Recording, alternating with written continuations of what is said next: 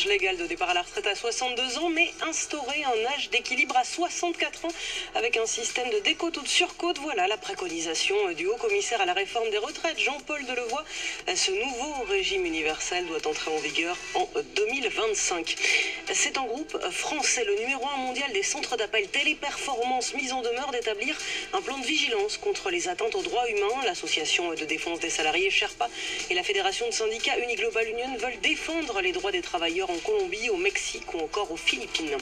12 étudiants devant la justice en Vendée, jugés pour injures homophobes et pour certains pour violence. Ils sont devant le tribunal correctionnel de La Roche-sur-Yon après des dégradations commises sur un stand du centre LGBT lors de la journée de lutte contre l'homophobie.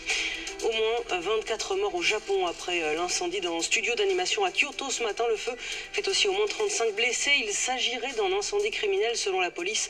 Un homme a versé un liquide inflammable avant de l'allumer. La capitaine du Sea-Watch devant la justice italienne, Carola Rackete, doit s'expliquer devant les procureurs après avoir accosté de force à Lampedusa pour faire débarquer des migrants secourus en mer Méditerranée. Et puis les ministres des Finances du G7 sont toujours dans l'Oise, à Chantilly exactement. Deuxième journée de réunion sur la taxation du numérique. Objectif, un accord mondial d'ici fin 2020, mais il est impossible de s'accorder sur cette question qui tend les relations entre la France et les États-Unis.